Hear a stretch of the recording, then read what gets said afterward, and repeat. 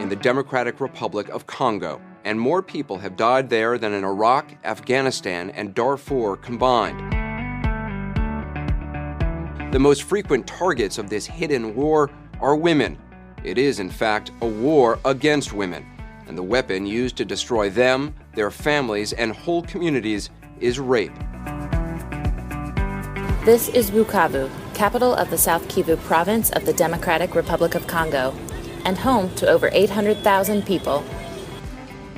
Rape and sexual violence are a problem here as a result of years of war, corruption, and a lack of engagement.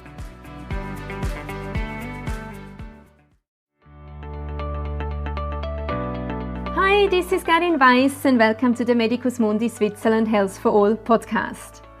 And today we talk with Achille Bapolisi, who is a Congolese medical doctor and trained in psychiatry who did his training in Uganda while taking care of refugees in a camp. He came back in 2018 to Bukavu, his native town in the Democratic Republic of the Congo, and has since then worked as a psychiatrist in the General Hospital. He is currently in Belgium writing his PhD. Hi Achille, thank you so much for being my guest at the Medicus Mundi Switzerland Health for All podcast today. Welcome to this episode. Hi Carine, thanks for having me. You are one of 3 psychiatrists in Bukavu, a city with more than 1 million people.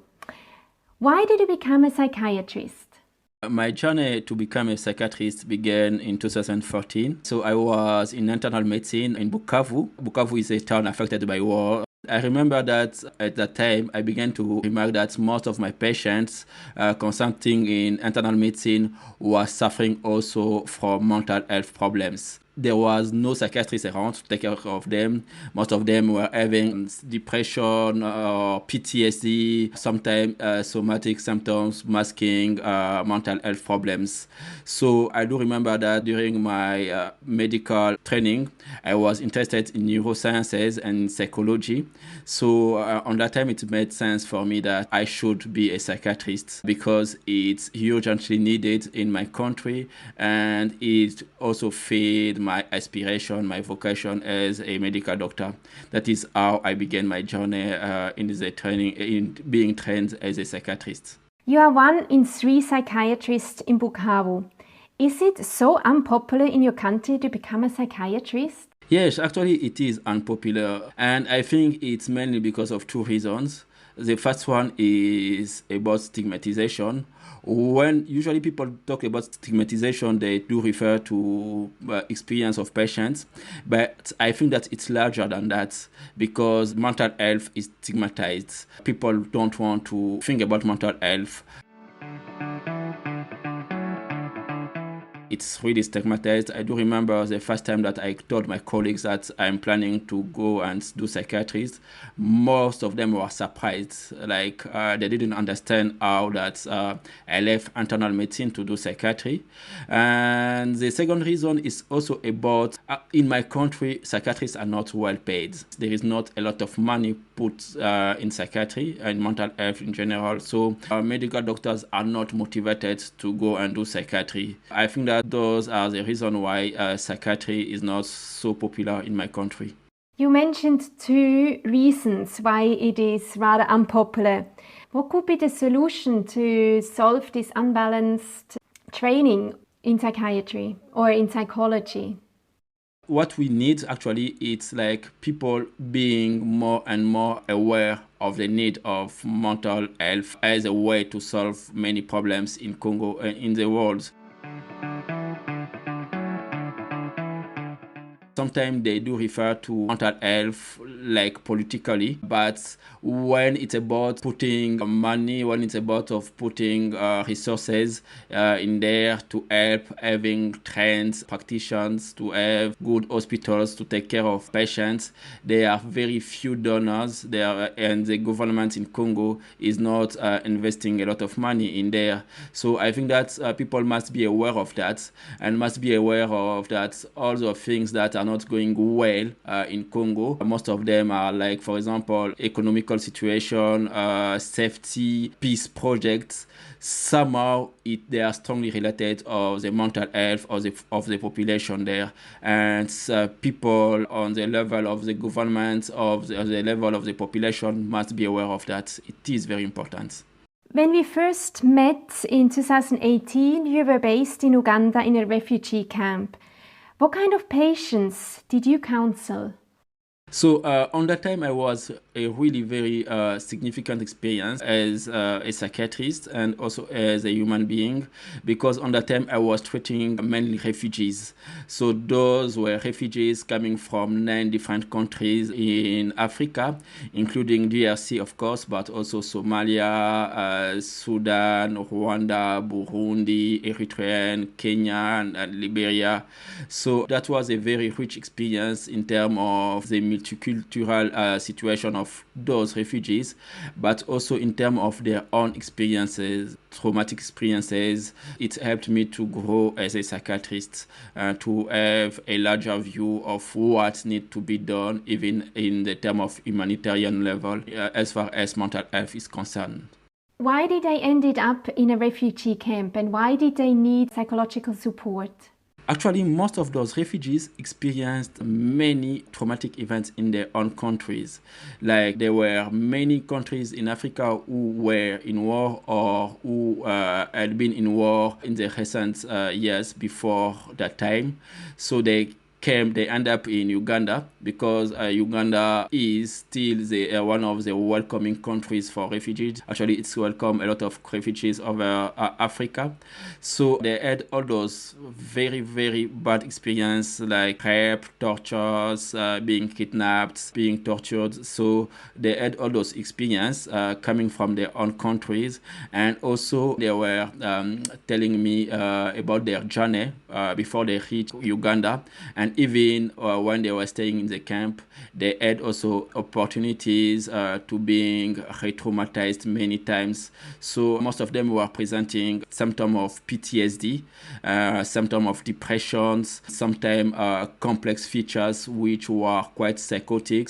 So in terms of pathophysiology, they were presenting very disturbing symptoms.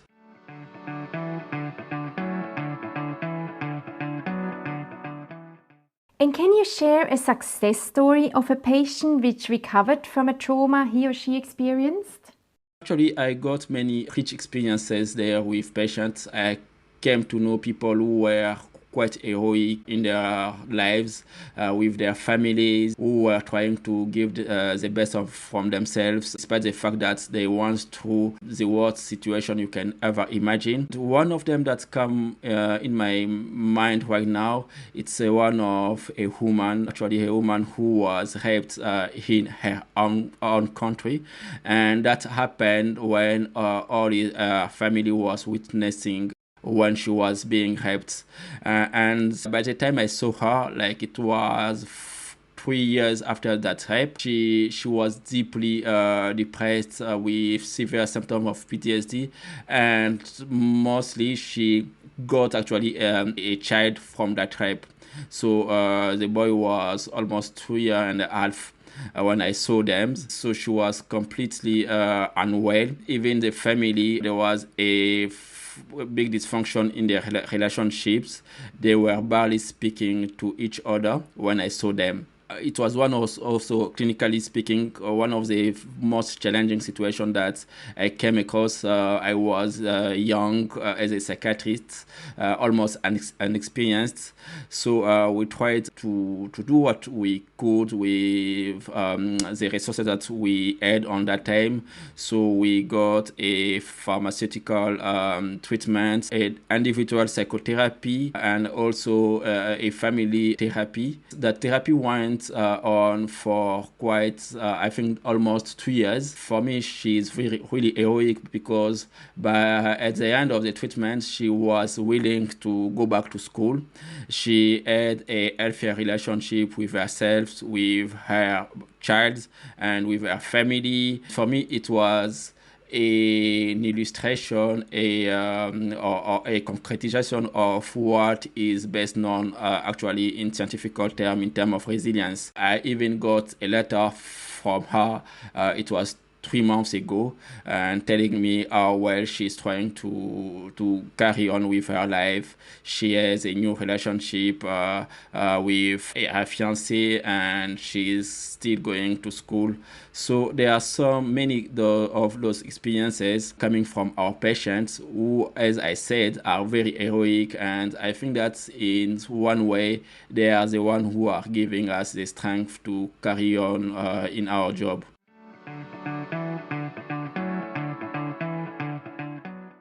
Yeah, I just thought that gives a lot of strength. This is really impressive. And I was wondering, how do you cope with all these difficult stories? It is very difficult. It's one of the most difficult things that I think that someone can do, because when you spend your time hearing those stories, trying to be there, it's so challenging for you like a psychiatrist, but also like a human being. And mostly when you are coming also from the same context, when somehow those things happened to you or to your family, or can happen to your family or can happen to you, it's like you are getting also traumatized. And one of the things that I've learned is really to take care of myself. One of the things that I do actually is to be in touch with some of my seniors, colleagues, to debrief after each story, which was particularly challenging for me. So one of the things also that I do is to be in touch with some kind of beauty in life. I am also a Christian. I pray a lot. I feel like I'm connected to something beautiful, something more stronger, something more peaceful. That's what I'm hearing. As a Christian, I call it God. I know that many people have different ways to relate to it, but it also helped me a lot. I think that also we have to be aware of those small things that are happening around us. People who are showing us a lot of generosity, strength of character, even our patients. All those small things that remind us good people can be despite of what is happening in their lives.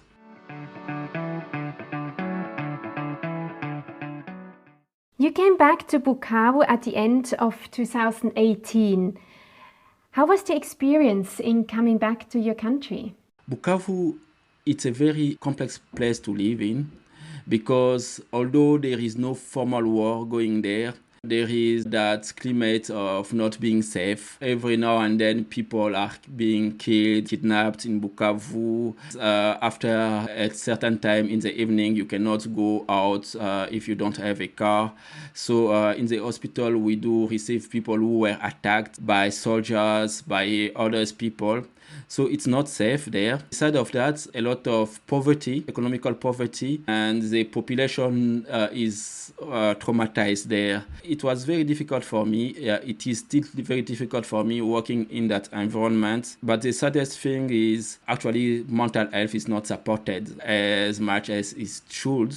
In that context, there are times when I feel powerless in that environment. That is my experience, but we are doing what we can. Hopefully we are going to find a way to move things from there. Yes, I remember Bukavu very well, because I used to live there for about 6 weeks supporting a survey, and I also remember that I had to watch out for my own safety. What does that mean for women in general in Bukavu? Actually, I think that in general, women are more vulnerable in the context of armed conflict. Actually, there is that sad reputation of Bukavu and of Eastern Democratic of Congo, like being one of the worst places in the world for a woman to live in, because there were those statistics of rape, all those stories, and I think that is the reason why they gave Mukwege a Nobel Prize in his work working with people who were raped. And I also think that in some villages, actually, there are some places when women were raped systematically. Apart from that, there is also the aftermath aftermath of war, like the poverty, the inefficacy of healthcare, that indirectly affects women. So it is very difficult for women to live in Bukavu, and as far as we have to assist people, we have to give specific care in women, specific space for them to express themselves, as is not easy for them. Are more women coming to your clinic in the General Hospital in Bukavu, or also men? Most of them are women. Of course, we have also men coming. Most of them are women. I think that there is two reasons of them. Maybe there are some risk factors, as I was saying, sexual assault, also those vulnerability due to their position in the society. But I think that maybe there is also a cultural thing around it, because in our context, it's even easier to a woman to come and to report if she's not doing well. Most of the time, men are supposed, according to the culture, to not complaining about what they are feeling. And I think that's maybe one of the reasons why men are more affected by taking alcohol or using substances, because they are denying what they are feeling or the experience they went through. So, but there is a difference between men and women. Women came mostly in my clinic more than men, actually. And how could we change the situation so that men would take up more responsibility for their own lives, for their emotions and their behavior, so that the cycle of violence and rape could be stopped? One of the things that we need to do actually is to have all people talking about what they feel, what they are experiencing. That must be done in each level of the society. That must be done in schools. That must be done in families. That must be done in churches. That must be done in the radio, in the society.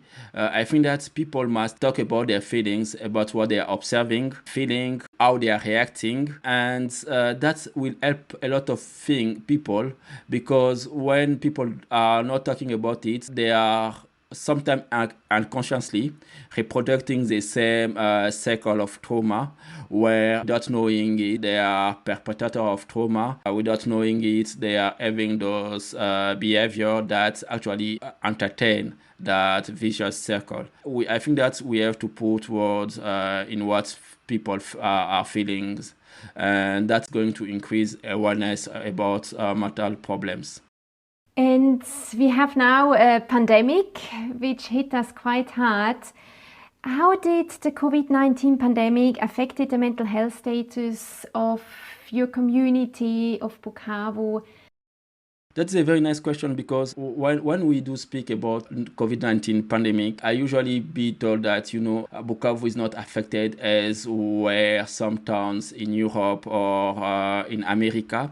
But one thing that people tend to forget is at the beginning of pandemic, when we were watching all those people dying with a lot of emotion, all those people dying in Italy, for example, or in America, or in France, we are seeing all those people dying, and there were many, and that was so impressive. But I do remember sometimes some experts were saying that, save your tears for Africa, because people are dying here, but what will happen in Africa will be worse than anything that you have ever imagined.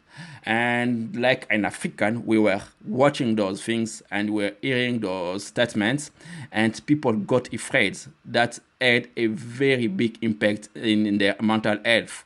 And I do remember when at the beginning of the pandemic, I was receiving many patients coming with an acute stress reaction, a lot of apprehension. And what was also particular is that even medical doctors and nurses were apprehending that moment when the pandemic will reach there, and they know that they cannot trust the health system, which is not good enough. And anyway, the better health system are failing in Europe. So I think that the mental health impact of COVID-19 was worse than the pandemic itself in Africa. One of the manifestations of trauma somehow is a kind of paranoia. People fearing everything, and maybe the resistance that people are showing against vaccination, it may be one of the signs of traumatization. Like we are not trusting anyone because we have been affected a lot by wars, by all those things. So we are not going to accept those vaccines, and they are going to tend to accept those conspiracy theoretical, and that's also something that may need to be addressed in terms of mental health. You mentioned that people lack the awareness of mental health and do not know how to cope with all these emotions. What could be beneficial for communities to learn basic coping skills and to open up and to seek help? Actually, I think one of my vision of taking care of mental health problem in Africa, I think that what we need to be is to help the community to take care of their own issues, to be talking about what they feel, to be seeing what kind of resources they have, in terms of resilience resources, how they can take care to each other, how they can help each other. The resources in terms of telling stories, in terms of helping people who were attacked. It is very, very important of the community to be aware that they are very powerful about preventing mental health problems. We need also to have professionals, people who can help them to phrase things in the term of that may help them to get better. We need psychiatrists, psychologists, we need mental health professionals to help them to cope with all those things that are not obvious to talk about when they are alone and who somehow are still unconscious. And you mentioned the poverty in your country, and in my country, in Switzerland, psychiatrists are very expensive, but health insurance is supporting the patient. How is the financial situation in your country? In my country, most of the patients are not able to afford their care.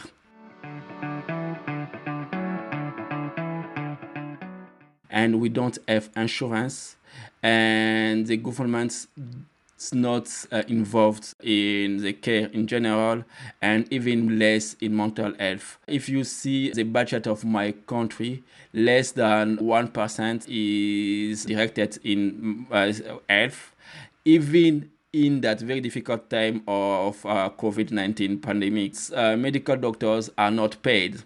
In general, and psychiatrists even more, because sometimes they are paid by patients, but it's going to be easier for a patient to pay, for example, when he needs a surgical intervention, but when he needs a psychotherapy or psychiatric care, it's going to be very difficult for them to pay for that, to sustain paying for that. And since mental health patients are also one of the poor in the society, it's even more complicated for them if they don't have help. I think that also psychiatrists need a lot of time spending with one patient.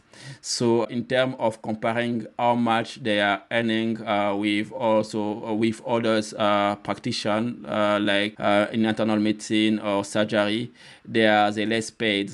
So it is very difficult to have a department of psychiatry which will be effective, which will have a lot of resources.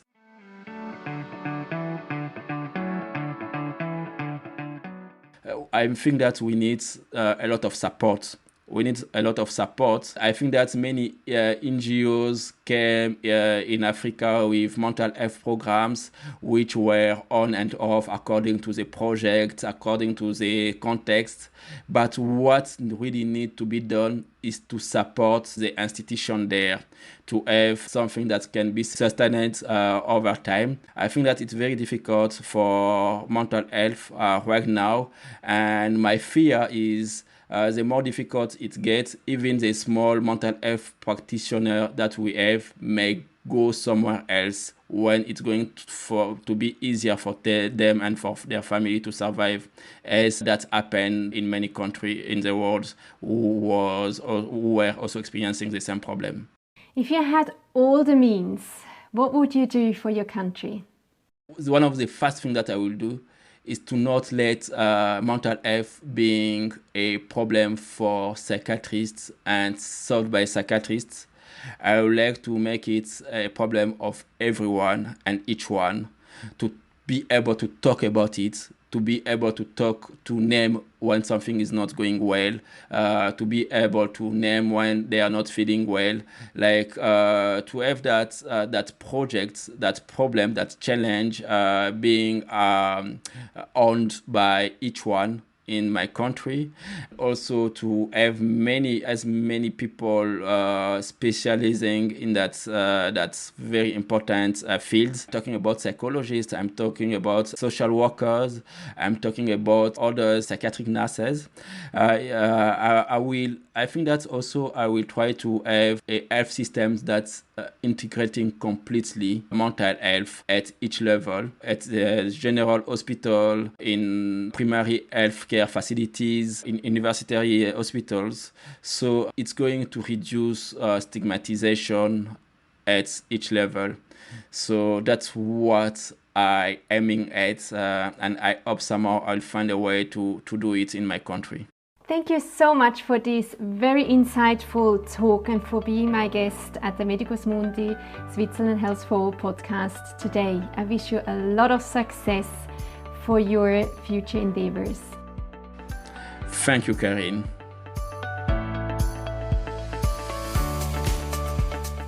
This was the Medicus Mundi Switzerland Health for All podcast with Carine Weiss. You can listen to it on Apple Podcasts, Spotify and on our website. To spread the message, please leave a comment on our website, share and like it. Stay tuned and watch out for the next episode about mental health.